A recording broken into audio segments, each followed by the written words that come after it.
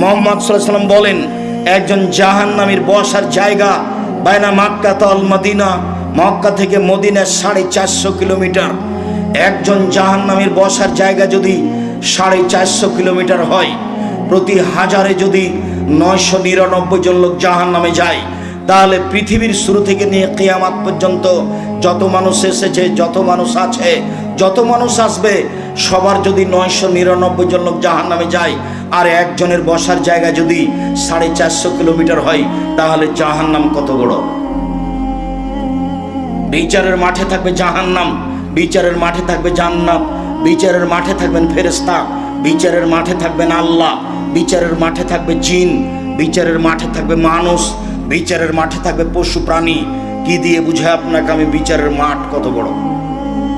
জাহান্নামকে টেনে বিচারের মাঠে নিয়ে যাওয়া হবে, টেনে হেঁচড়ে।